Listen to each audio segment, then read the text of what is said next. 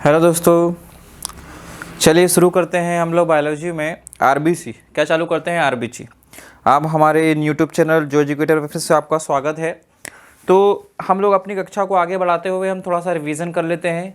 हालांकि मैं हर बार रिवीजन करवाता हूं, आपसे भी यही कहता हूं कि पहले रिवीजन करें, उसके बाद जो है आप जो है सिलेबस को आगे करें। बार बार ज़्यादा पढ़ने से बेहतर ये है कि आप लोग जो जितना पढ़ा है आप लोगों ने उसी बार बार रिवाइज करें ताकि चीज़ें ज़्यादा बेटर हो सके। ओके, तो आज हम देखेंगे आरबीसी। इससे पहले मैंने आपको ब्लड में कौन कौन सी चीज़ें होती है तो बताई थी। तो ब्लड में मैंने कहा था कि एक तरफ होता है प्लाज्मा और रुधिर कणिकाएं होती है। तो रुधिर कणिकाएं में मैंने कहा था कि आरबीसी और डब्ल्यूबीसी और प्लेटलेट्स हम देखेंगे। तो आज जो है हम एक टॉपिक लेके आए हैं आरबीसी। क्या है आरबीसी? Red blood corpuscles. इसका उपनाम है, आरबीसी का उपनाम है रेड ब्लड कार्पसल्स, उपनाम। ठीक है, इंग्लिश में आरबीसी का फुल फॉर्म होता है रेड ब्लड कार्पसल्स। सभी लोग इसे सेल समझते हैं क्योंकि व्हाइट ब्लड सेल्स होता है, कार्पसल्स होता है। अब इसके उपनाम क्या क्या है? तो इसका एक उपनाम है इरिथ्रोसाइट। क्या है? इरिथ्रोसाइट। इसका एक उपनाम है इरिथ्रोसाइट। दूसरा इसे क्या कहते हैं? तो इसे कहते हैं रक्ताणु। क्या कहते हैं? रक्ताणु। ठीक है। और तीसरा इसे कहते हैं इरिथ्रोसाइट लाल रुधिर कणिकाएं। क्या कहते हैं? लाल रुधिर कणिकाएं। क्लियर है कि नहीं क्लियर है?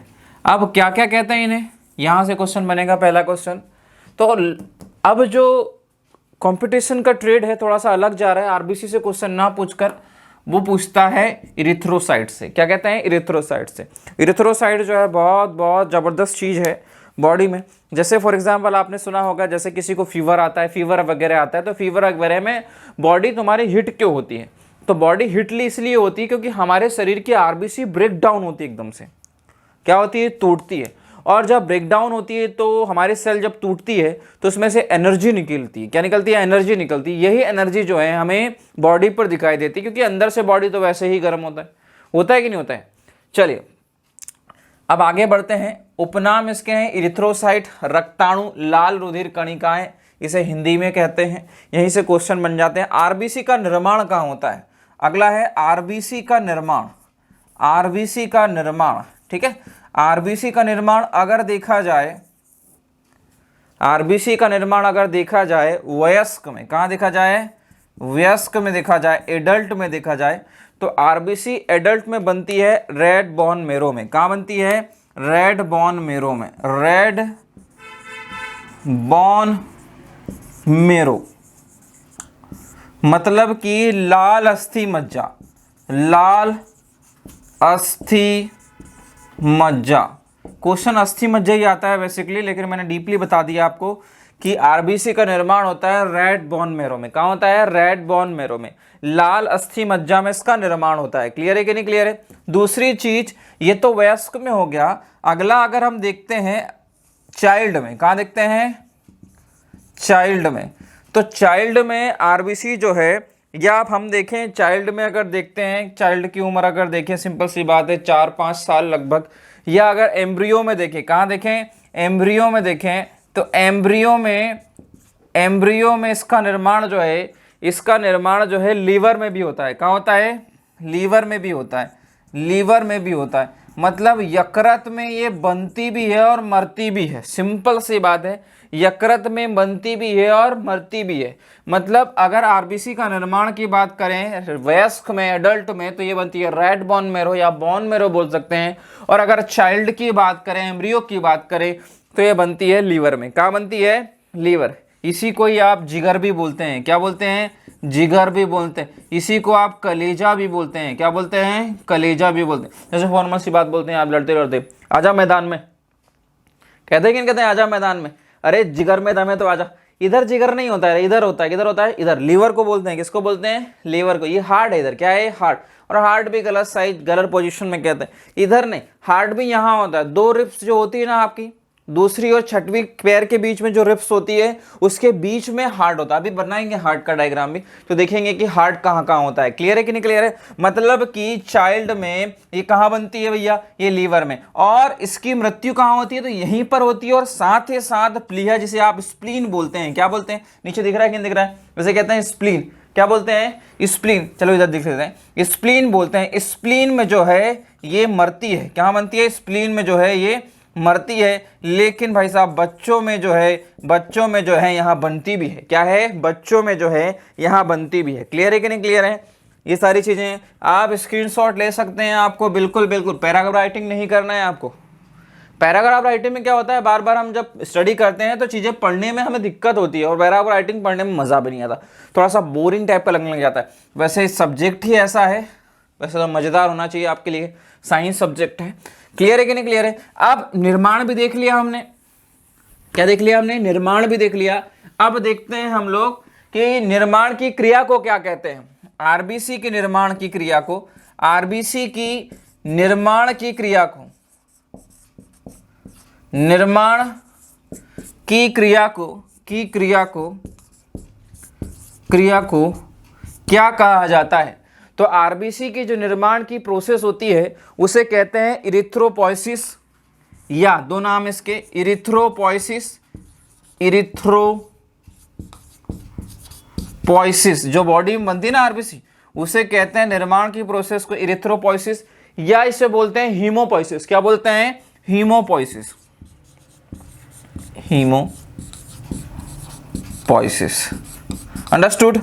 मतलब इसके निर्माण की प्रक्रिया को कहते हैं इरिथ्रोपोइसिस या हीमोपोइसिस। डायरेक्ट क्वेश्चन पूछा गया एसएससी में, इस निर्माण की प्रक्रिया को क्या कहते हैं, आरबीसी निर्माण की प्रक्रिया को तो कहते हैं इरिथ्रोपोइसिस या हीमोपोइसिस। क्लियर है कि नहीं क्लियर है? अब बात की जाती है एक स्वस्थ मनुष्य में आरबीसी की संख्या कितनी होती है।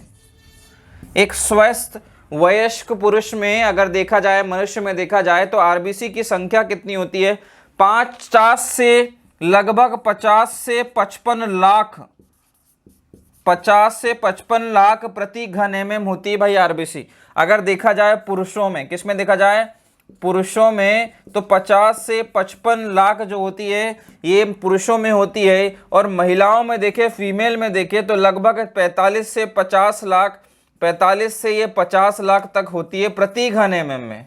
ये भी बोल सकते हैं, मतलब नॉलेज के लिए आपको पता होना चाहिए। आरबीसी का जीवन काल कितना होता है, तो लगभग आरबीसी का जो जीवन काल होता है वो 120 दिन होता है। कितने दिन होता है, 120 दिन। अब यहाँ से अगला क्वेश्चन बन के आ जाता है कि आरबीसी का जीवन काल कितना होता है, आरबीसी रेड ब्लड कैप्सूल्स का जीवन काल कितना होता है, तो लगभग होता है 120 दिन। लगभग 120 दिन इसका क्या होता है, जीवन काल होता है। जीवन काल मतलब 120 दिन के बाद यह जो है मृत हो जाती है। और कहाँ होती है मृत, तो ये होती है स्प्लीन में। कहाँ होती है, यकृत या स्प्लीन में। आरबीसी का कब्रिस्तान किसे कहा जाता है, तो ये भी आएगा क्वेश्चन। आरबीसी का कब्रिस्तान किसे कहा जाता है, तो स्प्लीन को कहा जाता है। किसे कहा जाता है, स्प्लीन को कहा जाता है। क्लियर है कि नहीं क्लियर है? अब जो मानव की आरबीसी होती है ना, मानव की आरबीसी जो होती है, ह्यूमन की आरबीसी होती है, उसमें केंद्रक जो होता है अनुपस्थित होता है। केंद्रक क्या होता है, अनुपस्थित होता है।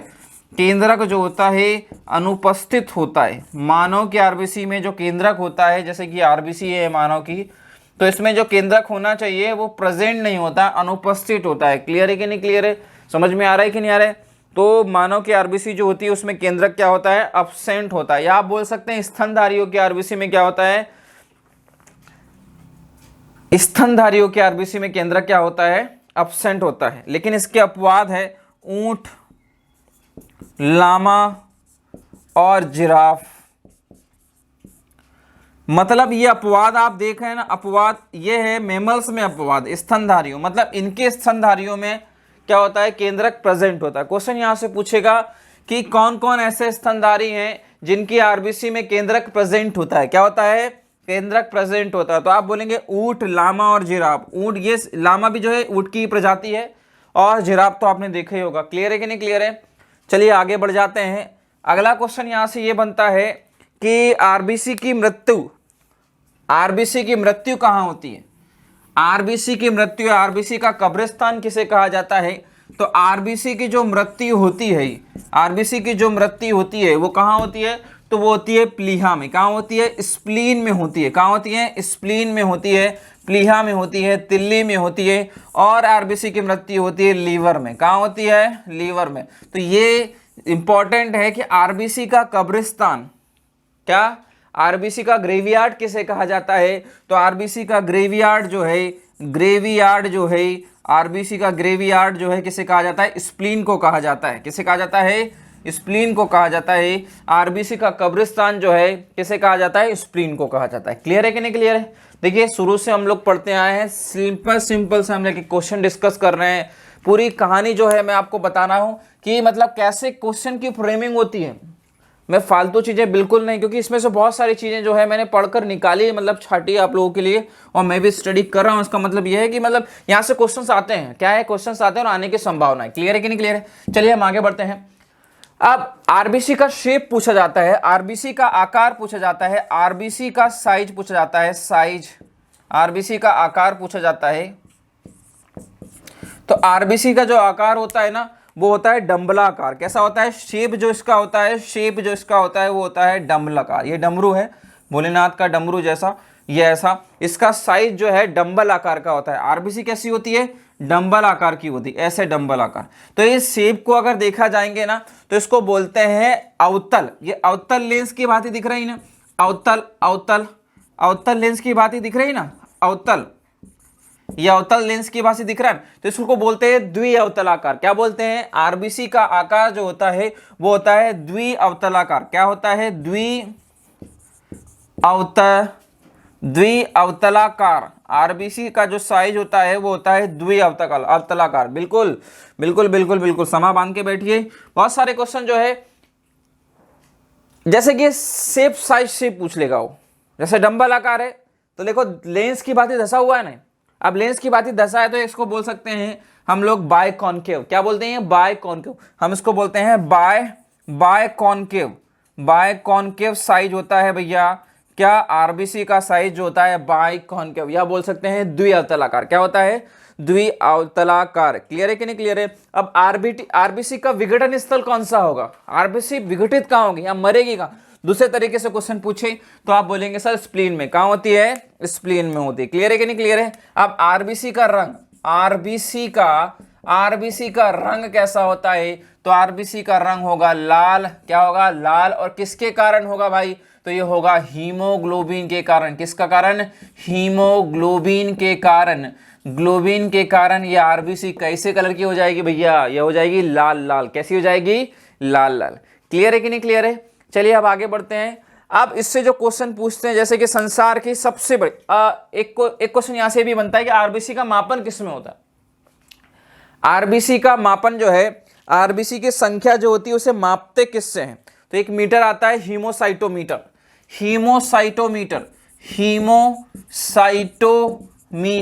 हीमोसाइटोमीटर यंत्र होता है जिससे आरबीसी का संख्या का निर्धारण किया जाता है। क्या किया जाता है, आरबीसी की संख्या का निर्धारण किया जाता है हीमोसाइटोमीटर से आरबीसी की संख्या का निर्धारण किया जाता है। क्लियर है कि नहीं क्लियर है। चलिए अब आगे बढ़ते हैं। इसमें आरबीसी, दुनिया की सबसे बड़ी आरबीसी किस जंतु की होती है या किस जीव की होती है। अगर हम किस में देखें, एनिमल्स में देखें या हम देखें मैमल्स में देखें, तो सबसे पहले संसार की सबसे बड़ी आरबीसी, संसार की सबसे बड़ी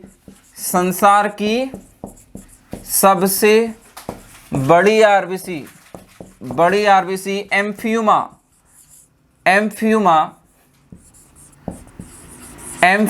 नामक जीव की होती है। संसार की सबसे बड़ी आरबीसी होती है एम्फियूमा, और ये एक प्रकार का उभयचर है। एम्फीबियन जिसे बोल सकते हैं आप, क्या बोल सकते हैं, एम्फीबियन है। एम्फीबियन एक प्रकार का क्या है, उभयचर। अगर मेमल्स में पूछे संसार की सबसे बड़ी आरबीसी, अगर पूछे मेमल्स में पूछे संसार की सबसे बड़ी आरबीसी, तो वो होती है हाथी की। किसकी होती है, हाथी की। मतलब मेमल्स में पूछे सबसे बड़ी आरबीसी, और संसार की सबसे छोटी आरबीसी, सबसे छोटी आरबीसी, संसार की सबसे छोटी आरबीसी वह किसकी होती है? तो संसार की सबसे छोटी आरबीसी होती है मस्क डियर। किसकी होती है? मस्क डियर, कस्तूरी मृग। कस्तूरी मृग जो होता है उसकी आरबीसी जो है ना, उसकी आरबीसी जो है ना सबसे छोटी होती है। क्या होती है? सबसे छोटी होती है। तो इतने सारे क्वेश्चन जो है आरबीसी से ही बन रहे हैं, इसीलिए इसको हम एक सेपरेट टॉपिक के भांति लेके आए, सेपरेट।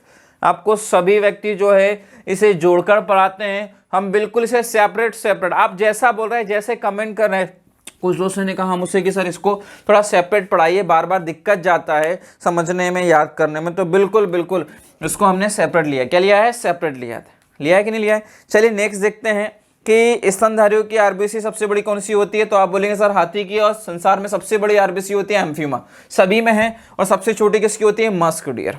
ये तो क्लियर है कि नहीं क्लियर? लेकिन जब आप लोग पहाड़ी पर जाते हैं, कहाँ जाते हैं? पहाड़ी पर जाते हैं, तो आपने देखा जैसे जैसे आप ऊंचाई पर जाते हैं तो वैसे वैसे आप जाने पर आपको सांस लेने में क्या होती है? कमी होती है। क्या होती है? कमी होती है। और सांस लेने पर कमी होगी तो सिंपल सी बात है, अंदर दबाव लगेगा तो नाक से खून आने लग जाता है। इसका मतलब क्या है कि आरबीसी ज्यादा बनेगी या कम बनेगी? तो फटेगी तो ज्यादा बनेगी, सिंपल सी बात है। पहाड़ियों पर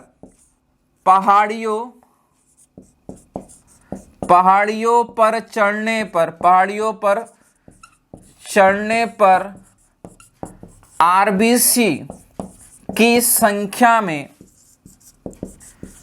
संख्या में वृद्धि होती है। मतलब आरबीसी ज्यादा बनती है, वृद्धि होती है। क्यों? क्योंकि आरबीसी की शरीर में संख्या में कमी महसूस होती है। क्या होती है? कमी महसूस होती है। क्यों? क्योंकि वायु दाब में कमी होती है। जैसे जैसे जाते हैं हाइट पर, कैसे जाते हैं? वायु दाब में कमी होती है कि नहीं होती है? अब जैसे फॉर एग्जाम्पल बात करें हम लोग, अगर कोई स्याही भरा पेन है आपके पास है, अब वो स्याही जो है पेन में जो है एक प्लेन एरिया में भरी गई होगी, और जैसे जैसे हम ऊपर जाते हैं तो वायुदाब में कमी होगी, तो वायुदाब ऑब्वियसली ऊपर से कम होगा, अंदर से थोड़ी होगा। इसीलिए आपने देखना कि वो स्याही जो है, इंक जो है पेन से बाहर आने लग जाती है। कहाँ आने लग जाती है? बाहर आने लग जाती है। तो ये दबाव के कारण होता है। किसके कारण होता है? दबाव। जब हम लोग फिजिक्स पढ़ेंगे तो वहां पर सारी चीजें क्लियर करेंगे। ओके, डन है कि डन है? चलिए हम आगे बढ़ते हैं। जैसे कि आरबीसी की कमी, जैसे क्वेश्चन पूछता है आरबीसी की कमी, ठीक है, या वो क्वेश्चन पूछता है हीमोग्लोबिन की कमी, या पूछता है आयरन की कमी, तो इसे क्या कहा जाता है? तो इसे कहा जाता है रक्ताल्पता या एनीमिया। क्या कहा जाता है इसे? रक्ताल्पता या एनीमिया। सिंपल सी बात है, इसे खून की कमी शब्द नाम दिया जाता है, एनीमिया कहा जाता है, रक्ताल्पता कहा जाता है। आरबीसी का काम क्या है? तो आरबीसी का हम काम बोल सकते हैं सर, आरबीसी का काम रक्त के द्वारा सभी अंगों को ऑक्सीजन पहुंचाना, सभी अंगों को ऑक्सीजन जो है पहुंचाना जो है, इसका वर्क है। समझ में आया है कि नहीं आया? बात क्लियर है कि नहीं क्लियर है? चलिए इसको हम एक एग्जाम्पल के तौर पे समझते हैं। जैसे आप लोगों ने देखा है, आप सभी लोग अगर बैठे हैं तो सिंपल सी बात है, आप खाना वगैरह खाकर बैठे होंगे, पढ़ रहे होंगे, या आप खाना नहीं खाते हैं तब पढ़ते हैं। तो आपने एक चीज नोटिस की होगी, जब आप लोग थोड़ा कम खाते हैं, क्या करते हैं? कम खाते हैं। कभी भी कोई भी टीचर आपसे यही कहेगा कि रात्रि के समय जो भोजन आप करें वो, मतलब अगर पढ़ने के अकॉर्डिंग है, छात्र छात्राएं हैं तो आपसे निवेदन किया जाता है कि रात्रि का भोजन थोड़ा कम करें। इससे क्या होगा? अगर भोजन कम होगा तो आपको जो आपका जो आरबी, और हल्का भोजन करें। कैसा करें? हल्का भोजन करें। ऐसा इसलिए कहते हैं क्योंकि जैसे आपने गले तक भोजन कर लिया, सिंपल सी बात है, बहुत अच्छा बनाया माताजी ने, बिल्कुल दबा के खा लिया इधर तक। अब जब भोजन कर लिया आपने, सिंपल सी बात है, तो आप भोजन को पचाने के लिए कुछ तो हमारे शरीर में एंजाइम्स वगैरह होंगे। अब इतने सारे एंजाइम्स होंगे तो उनको ब्रेक डाउन करने के लिए आरबीसी की आवश्यकता तो पड़ेगी ही पड़ेगी, क्योंकि ऑक्सीजन को ले जा रहा है। अब ये ऑक्सीजन जो है यहां जाएगी पचाने के लिए, बहुत स्पीड से काम होगा, लेकिन काम बनेगा नहीं। क्यों नहीं बनेगा? क्योंकि इतना भोजन आपने किया है कि मतलब अति से ज्यादा हो गए, मतलब बहुत ज्यादा। जैसे कि आप घड़े में पानी भरते हैं ना, आप घड़े में ज्यादा पानी भर देंगे तो घड़े से पानी बाहर निकल जाएगा। ऐसी कंडीशन में आपने भोजन कर लिया। अब ब्रेन को जो आरबीसी चाहिए थी वो ब्रेन ने कहाँ भेज दी पचाने के लिए, आपके स्टमक में भेजी। अब स्टमक में जैसे भेजी आरबीसी तो क्या होगा, ब्रेन सुस्त पड़ने लग जाएगा, मतलब उसके पास ऑक्सीजन की कमी हो जाएगी, और जब ऑक्सीजन की कमी होती तो आप ऐसे पड़ जाए, मतलब सिंपल सी बात है, उबासी आने लग जाती है, आलस आने लग जाता है। इसीलिए भोजन थोड़ा सा कम ही कीजिए अगर आप स्टडी कर रहे हैं। उसके बाद दिन में आप जितना चाहे भोजन कर सकते हैं, क्योंकि वहां पर भी आपने देखना वहां पर भी नींद आने लग जाती है। तो इसी के रीजन यही है, क्या है रीजन ये, मतलब जहां ब्रेन को आरबीसी की आवश्यकता थी उसने कहां भेज दी, स्टमक में भेज दी। स्टमक में भेजी तो कहां कमी आ गई, ब्रेन में। तो ब्रेन क्या हो गया, सुस्त, क्योंकि ये सूचनाओं का आदान प्रदान करना। अगर मैं बोल रहा हूं तो किसकी वजह से बोल रहा हूं, ब्रेन की वजह से बोल रहा हूं ना। अगर मेरा हाथ उठ रहा है तो किसकी वजह से उठ रहा है, तो किसकी वजह से उठ रहा है, तो ये उठ रहा है किसकी वजह से, मतलब ब्रेन की वजह से उठ रहा है। क्लियर है कि नहीं क्लियर है, समझ में आ रहा है। हाँ हाँ बिल्कुल बिल्कुल। हाँ वे लोग जो भोजन जो है लोहे के पात्र में करते हैं, वे लोग जो भोजन जो है लोहे के पात्र में करते हैं तो इनको एक रोग हो जाता है जिसे कहते हैं सेडोरोसिस। क्या कहते हैं, सेडोरोसिस नामक एक रोग हो जाता है। इसे लोह महता भी बोलते हैं भाई साहब। क्या होते हैं, लोह महता। ये सबसे ज़्यादा देखा गया है वांटू जनजाति है, अफ्रीका में एक वांटू जनजाति है, वहाँ आसपास जो है वो अधिकतर जो है खान पान जो है लोहे के पात्र में करते हैं, तो ज़्यादा लोहे की मात्रा हो जाती है, और ज़्यादा लोहे की मात्रा होने से एक रोग हो जाता है जिसका नाम है सेडोरोसिस। क्या होता है, हाँ बिल्कुल बिल्कुल। अब सिक्कल सेल एनीमिया जो है थोड़ी बात अलग हो जाती है। सिक्कल सेल एनीमिया क्या है, थोड़ी सी बात अलग हो जाती है, क्योंकि सिक्कल सेल एनीमिया जो है आप इस प्रकार से बोल सकते हैं जेनेटिकल डिसीज है। क्या है, जेनेटिकल डिसीज है। इसमें आरबीसी जो है ना, आरबीसी डमला आकार नहीं होकर ऐसी हो जाती है हसीए के आकार की। सिक्कल माने हसिया होता है, क्या होता है, हसिया हो जाता है। अब सिंपल सी बात है, अगर ये आरबीसी ऐसे हसिया के आकार की होगी, क्या हो गई, हसिया के आकार की। और मैंने अभी बोला था डंबल आकार, ये ऐसा डंबल आकार, भोलेनाथ का डमरू देखा होगा, डमरू बजाते हैं भोलेनाथ, तो वैसी होती है। तो सिंपल सी बात है, इसमें ऑक्सीजन ज्यादा होगी ना, कि इसमें ऑक्सीजन कम होगी। अब इसमें ऑक्सीजन क्या होती है, बहुत कम होती है। अब ये इसके तिकोने, जो सिक्कल हसिया कैसा होता है वैसे तिकोने हो जाते हैं। तिकोने होने के बाद ऑक्सीजन कम होगा, तो ऑक्सीजन कम होगा तो आपकी बॉडी को चुभते हैं। क्या करते हैं, चुभते हैं, और रक्त की कमी हो जाती है, और इसमें व्यक्ति की डेथ भी हो सकती है। हाँ लेकिन इसका एक पॉजिटिव फैक्टर है, इनको कभी भी मलेरिया नहीं होगा, कभी जिंदगी में मलेरिया क्यों नहीं होगा, क्योंकि इसमें मलेरिया का प्लाज्मोडियम जो है, मलेरिया का जो परजीवी है इसमें सरवाइव नहीं कर पाएगा। तो ऐसे व्यक्ति जिनको सिकल सेल एनीमिया होता है उनको कभी मलेरिया नहीं होता। अब आपने कभी सोचा होगा कि भाई मेरे को तो मलेरिया हुआ नहीं, तो मेरे को सिक्कल तो नहीं हो गया, तो बिल्कुल इलाज करवाइए, चेक करवाइए, है तो नहीं, कुछ नहीं है। सिंपल सी बात है, आपको मच्छर नहीं काटा होगा, है ना। बहुत बोलते हैं मच्छर, अरे मच्छर कुछ नहीं करता है, आपको पता है। मच्छरिया करती है, जो भी जीवन में भी मच्छरिया ही लाती है ना, तूफान। अब एक मच्छरिया जो है एनाफिलिस एक कॉजिंग एजेंट को लेके आती है, कोफैक्टर को ले आती है, उसका नाम है प्लाज्मोडियम। क्या है, प्लाज्मोडियम एक परजीवी है। अब ये प्लाज्मोडियम अगर छोड़ देगी बॉडी में तो सिंपल सी बात है मलेरिया होगा, नहीं तो बिल्कुल नहीं होगा। ठीक है, तो मच्छरिया ही करेगी कोई भी कांड। क्लियर है। तो आज हमने जो है आरबीसी को देखा, किसको देखा, आरबीसी को देखा, और आरबीसी से जितने भी क्वेश्चन हो सकते थे मैंने इससे आपको थ्योरी के अकॉर्डिंग बताएं। जिस टाइम मैं क्वेश्चन लेके आऊँगा, क्वेश्चन सीरीज स्टार्ट की थी हमने काफ़ी समय पहले, उसे हम कंटिन्यू करेंगे जल्दी ही, और इसके क्वेश्चंस लेके आएंगे। ओके, डन है। चलिए आज के लिए इतना ही, कल मिलते हैं, धन्यवाद।